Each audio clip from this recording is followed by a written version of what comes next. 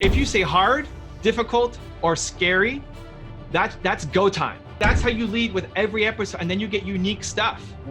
The biggest thing that you need is somebody to tell you that you suck. Ricky, I'm so pissed at you right now.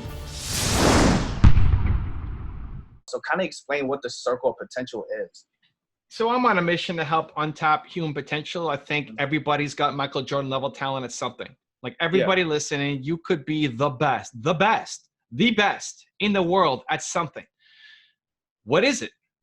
I don't know. You got to find it, right? That's you're on the millennial movement. Let's go. Yeah. That's part of the process, right? I love it. It's figuring out, one, believing that you have Michael Jordan level talent at something, believing that you actually are the best in the world at something. And then if you believe it, then waking up every day and chasing it down. And so on the circle of potential, I kind of walk through what are the steps you can go through to figure that out. One starts with self-awareness, figuring out your most important core value, and then living a life based off of that. Then moving down into getting mentorship and expressing yourself and doing the daily habits and rituals, modeling success, the pieces. But for the most part, people don't actually think that they're the best in the world at anything. And that's the biggest part of belief that I'm trying to.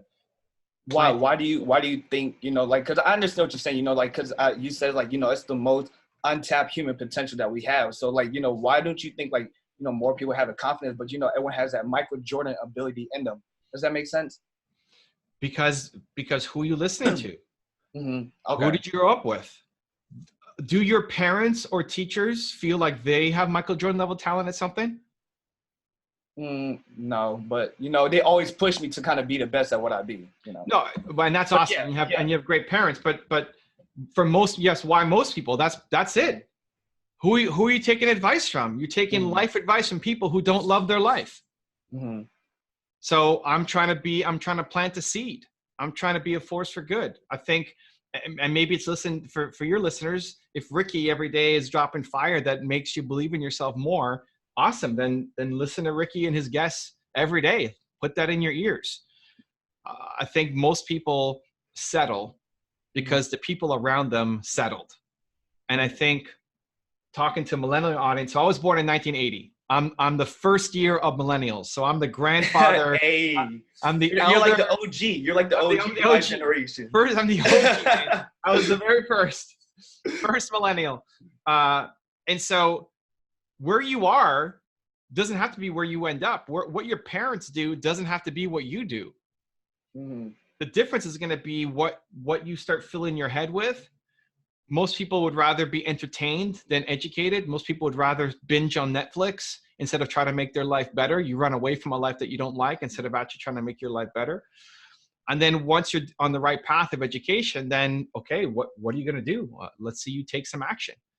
And so I'm trying to plant a seed. So whatever gets you that feeling of boldness, of confidence, of belief, if it's listening to Ricky's show every day, again, great.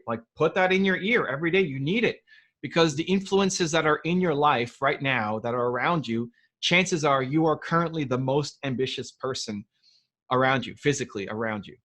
And that's understandable. Yeah, and I think, it kind of relates to 2 points that's kind of like the circle potential that I kind of want to bring up is the two that kind of really stood out to me the most was mentoring and accountability. One thing, my parents always taught me because my parents were, immigrants, the immigrant story, come over here with no money, couldn't speak English. So when I was around 5 years old, they opened their own franchise business. So, kind of seeing them, build their own business from the ground up and kind of made a franchise around it, but kind of built their empire. I was like, all right, it made me learn from them, but having mentors around me, I need to have that circle of people that could always support me, but, uplift me, but to move me up, one step after another, but also accountability because, at times, even for ourselves, I know for me, definitely, accountability is one of the biggest things. Sometimes we say, I could do this, I could do all the work by myself, but then sometimes we burn out, but we don't take accountability for ourselves, but make sure we have those people around us. Could you agree? Yeah, and I think accountability, so mentorship for sure, and I'm sure you learned a lot from your parents as to how to be a human. I'm sure you got a lot of core values of how to treat people from your parents, and that's a blessing. But chances are your ambitions are bigger than theirs. You don't want to just own a franchise, right? Yeah, And of I'm not course. disrespecting what your parents are doing. Just you have bigger ambitions, Of course. and that they're for them moving over, coming from Asia. Maybe it was just, hey, I want to have a better life for my kids. Like maybe they came over for you. Yeah. Great. Now you've got to go off and make something way better, way bigger, hmm right? So who are your next level mentors? Who are the next level people that you're going to hang with? That's why I make my content, because I believe in aspirational mentors as well. So not just the people that you meet face to face, but the people that you can learn from on podcasts, on videos. I've got Oprah in my ear and Elon Musk in my ear and Steve Jobs in my ear every day through the content that I'm making on my channel. That's crazy. They lift me up. Yeah. Because in my circle, and this is the problem for high achievers, ambitious people, chances are in your circle, everybody's praising you. hmm Man, Ricky, you're on your path. You're doing this podcast. You got these guests coming on your show. You're starting to hit it. How are you doing it? And it's awesome. Makes you feel great. The biggest thing that you need is somebody to tell you that you suck. Yeah, just kind of put you in check at time to time. Yeah, like Ricky, come on, dude. You're way more talented than what you're putting out. Let's go. Not that you suck as a human, but that you just have more potential in you. And other people realize it. Then sometimes you do yourself that how much potential you have, but you just kind of need that accountability. Like you said, people need to put you in check at times to keep, like you said, take that potential out of you. Bring it to life. If you ever find somebody like that in person, then you want to hold on to that person. For real, for sure. Who's going to say, Ricky, man, I love you. You're doing great work, but you suck, man. Like you should be doing way more. Yeah. I'm not going to lie. I actually want those type of people around me because like it pisses me off. But it's like at the time, it's like I could understand what they're saying just because they want to make me a better person, but a better human being as well. Yeah, and I'm not talking about the haters who just say, "Hey, Ricky, you suck." Of course, right? Of course, yeah. That doesn't help. But like, dude, like you're sucking compared to what you could be doing. Let's go. Like, it's like more confidence. It's kind of like in a motivational way. Yeah, a push forward. It's a push. push. So where'd you get your drive from? Like, where'd you get your drive from at an early age, and how did the We Believe movement and everything kind of become about? Well, your purpose comes from your pain. So whatever you struggled with the most is the thing that you want to help other people with, and that never gets old. So I struggled with entrepreneurship so much at the beginning. I struggled. I mean, I had nobody. I was borderline depressed. I was too embarrassed and ashamed. I was making no money. I'm making $300 a month. It's just super struggling. Yeah. And the worst day of my life was when I quit on my business partner. And so your purpose comes from your pain. Whatever you struggle with the most is what you want to help other people with. So I then now for the past 20 years have been helping out entrepreneurs. Okay. So like you said, you struggled with entrepreneurs at first. So like, how did you kind of like after that, like learn, I would say the game, but the strategies for entrepreneurship as well? Did you surround yourself with mentors, masterminds group, or what did you do to kind of keep moving forward, like to the stuff that you have now? Because if people look at you and say, wow, Evan, you're on world tours, you wrote books, Forbes top 40, like, how it's not an overnight thing. So like, if that one failure, it's not just a failure, but too like an obstacle. Like, okay, from this point, I'm going to keep moving forward. So this is where you need to surround yourself with more successful people. You need to hack your learning. So I learned best through what I call the aspirational mentors. So I look at Oprah's story. The first one I looked at was Bill Gates. This is the thing that saved my company. How did Bill Gates get started? He had a software company. I had a software company. What can I learn from his success and apply it to my company? And ever since then, I've been trying to model other people to see what I can learn. But what you notice is they had a bunch of failures along the way, and they started small and just kept going. The unsuccessful people take one shot, and then they say, well, I suck at that, and I'm never going to take another shot. Where the successful people have multiple failures at the beginning, but they keep getting up and keep going. And so however the best way for you to learn it, I learn it best through videos. So that's why I have my channel, and I make my content for me, Evan Carmichael, and then I share it with my audience, and thankfully enough people like it that I can build a business off of it. But if nobody liked it, I would still be doing it for myself, because that for me is the ultimate entrepreneur university, my channel. And so I make it selfishly for myself. Yeah, I'm not gonna lie. Your page is actually one of them pages like I look forward to look into, like kind of every day, because like there's some motivation, but like the content that you put out is like they're so creative. I kind of see in the genius aspect, like be honest, like how the hell does he make this type of content? It's like it's so creative to me. I'm like, but I want to learn, but like I'm picking and parting just to kind of like see your creativity to kind of, you know, implement into my own strategy as well, like to kind of learn from, you know, what you do as well. I mean, I appreciate that. And it's a responsibility. I know a lot of people set their schedule and have me as a part of their daily routine. And so that's a responsibility. Yeah, like I'm not gonna lie. I got my notifications on. There you go. Well, like, I think of that. Like, if I don't make a video, Ricky's not going to have a video to watch today. Yeah, for sure. And listen, you'll go somewhere else. Awesome. You'll go Eric Thomas or Gary Vee or some awesome. But, you know, believing that the work you do is important, even for you, your show, like it's never as big as you want it to be. My channel is never as big as I want it to be. You always want more impact and reach and listeners, but people listen to your show and it changes them and it makes them think, and it's a part of their life. And if you stop making it or you don't give it your all, you're cheating them.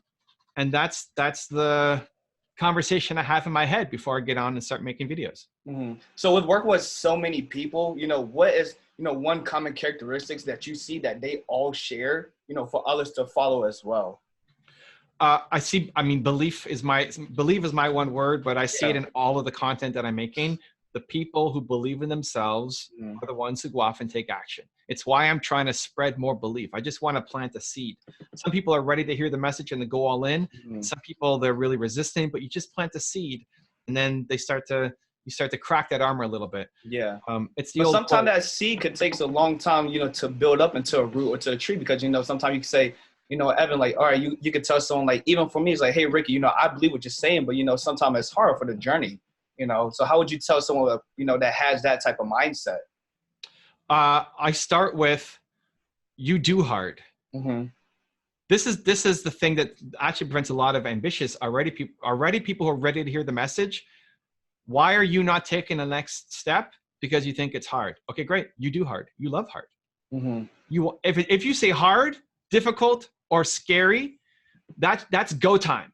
That means you have to do it. Because what's the opposite? Easy, comfortable, boring.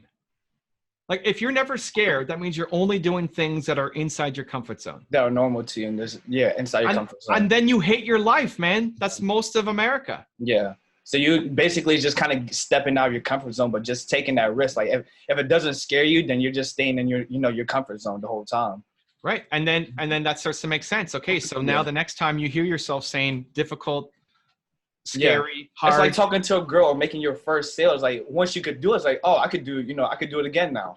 So let's go. That's go time. For sure. Now, if you're trying to influence the people around you, they may not be willing to listen. You know, they may not be ready. They may not be on their path yet.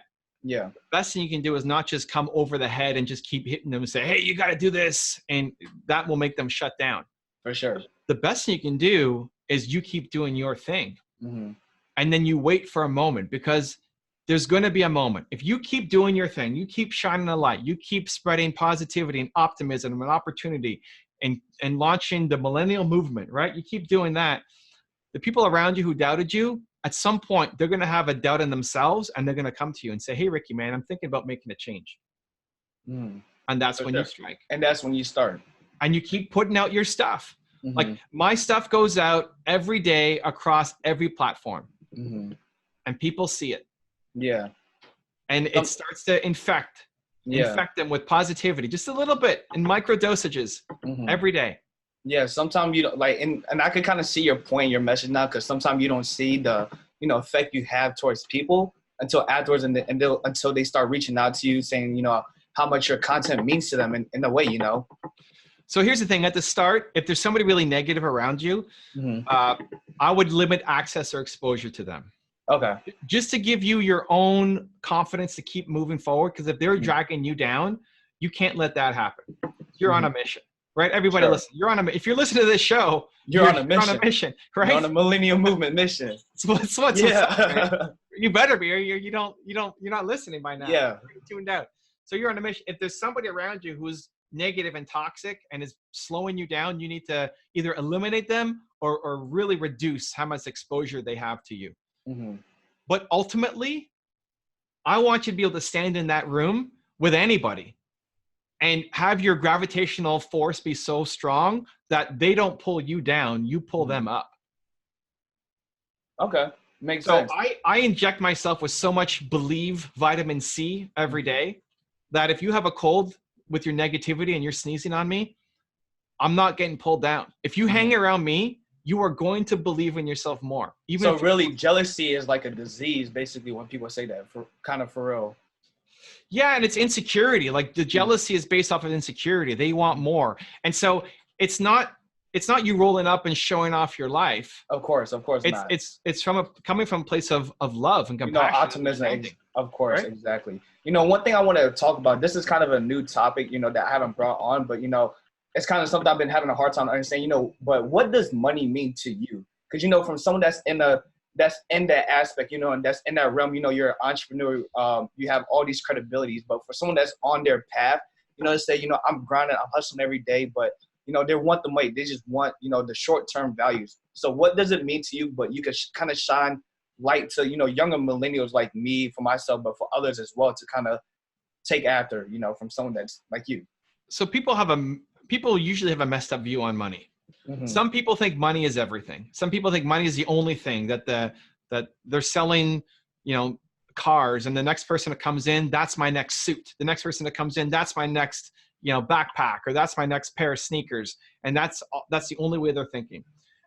There's another group of people who think that money is the root of all evil, that money is wrong, that you only make money by ripping people off.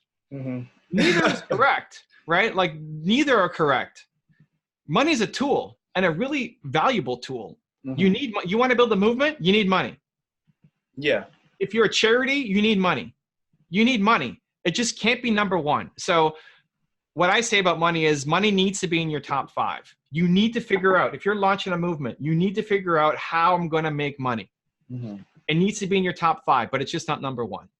Speaking of money, speaking of like the movement as well, because it's kind of correlates to what I do, but you know what you do. So how big does social media play in today's culture, but in today's business as well? It's everything. It's attention, man. I Really? think about someone like Martin Luther King. Yeah. Imagine if he had YouTube. Crazy. Yeah. Right? Like Bruce Lee. It would be insane. If Bruce Yeah. Lee had YouTube, are you kidding me?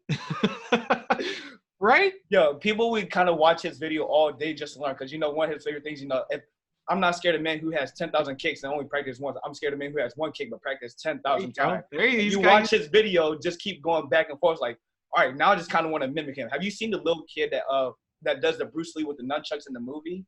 That dresses up like him in the yellow suit when he was fighting. Okay, I haven't seen it, but I hear you. Yeah, so basically he's just watching them. He watches Bruce Lee movie over and over again, and the whole time he mimics every action scene that he does as well, which is crazy.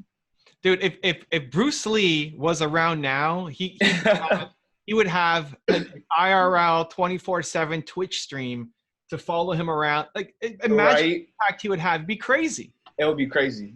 It would be ridiculous. But Well, listen, the people listening to this, the next Uh-huh. Bruce Lee is listening to this show right now. Of course. I'm hoping, you know, one day that turns out to be, and they could come back and listen to this episode and say that we inspired them to do that too. That's it, man. Yes. That's it. Yes, sir. Well, Evan, we're kind of coming to the end of the show, but before we leave, we do a takeaway with our guests. You know, what would your one advice be through the ups and downs and struggles that you had to go through and face to be where you are today? Expect to suck at the start. Yeah. That's it. That's it. Like That's it. Not that you suck as a human, but Of your course. first podcast should suck. Of course. Should suck. If you that's what prevents so many people from starting. You expect to be great at the beginning. Yeah. You expect to just hit a 3-point shot the first time you pick up a basketball. It's not how it works. It's okay. It doesn't mean you suck. People take it personally. It just means you don't have the skill set yet. You don't know how to make a good podcast. You don't know how to do a jump shot yet. Mm-hmm. I think you're amazing. I think you've got Michael Jordan level talent. It's about going out and trying. And if you love it, you'll get better with the reps, with the practice. So expect to suck at the beginning. It's the best. Yo, thank you so much for being on the show, man. That was super sick. You know, you put me out on the spot, like right when we opened the show, and I loved it, dude. What did I say? You were like, what do you want to hear? What do you want to hear about, you know, from me, you know, from the audience as well? You know, I'm here to give it, you know, provide value. You know, that's one thing that, you know, many guests of mine, they don't do. They just kind of go with, you know, the normal kind of thing. But it's like, dude, you put me on the spot, and it was like, it was different. Like something that I normally do was like, all right, I was like, from there, I was like, my mind was working with you the whole time, just kind of I'm trying to keep up with you. I'm gonna be honest. I'm like, I'm kind of keeping up with you. Like, what can I ask? What should I say? But I'm like, dude, this is real. Like, this is awesome. I loved it, man. So here's the thing. When you're starting an episode, when you're bringing somebody on, only bring people on who you want to mess with, right? Like, and I feel the love, and I know you watch the content, and it's the reason why you brought me on. Only bring people on that you have a personal connection to for some reason, and you want to pick their brain. 2, you always need to introduce the person with something of how you feel connected to them. Yeah. Because if you ask me to introduce myself, I'm just going to give you what I tell everybody. Yeah, for sure. And then you get a boring episode. Because you get the same Evan that is in every. It's kind of like the beginning of each episode, just kind of like same opening, but like, what do you want to hear? I'm like, oh, like he just kind of put me on the spot. Like, all right, well, it's like, dude, the first thing I want to know is like the circle of potential. Like that was one thing I want to know. Is like, all right, let's go off that and just keep going the whole time. Like I'm back and forth, just trying to keep up. I'm like, wow, this is actually super dope. But it was like something that I was thinking that I haven't done with my previous guests. I was like, you know what, this is super sick. One of my best episodes. I love it, dude. I've done, man. This is it. So you always intro the guest, and don't worry if you don't hit everything on their bio. You say what you love. Like if you said, hey, I'm bringing this guest on, Evan Carmichael. I've been following this guy on YouTube. He's got all these motivational videos. But what I love is his circle of potential. Yeah. I want to dive. Listen, I've been doing interviews all day long. Nobody's asking about the circle of potential. Really? Yeah. Everybody talks about the YouTube or the books or something else. Yeah. But this is it, man. You think a little differently than most people.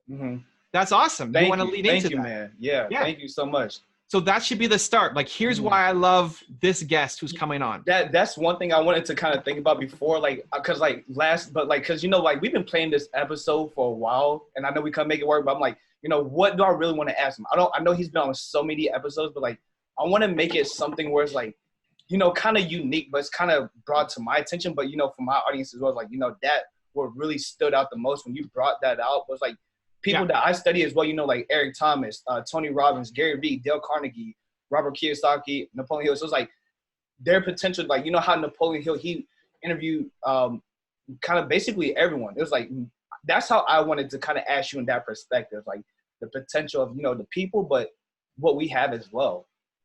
So always start with that, because if you started your intro, listen, it's easy for me to just get in interview mode. It's all I'm doing all day long. Yeah.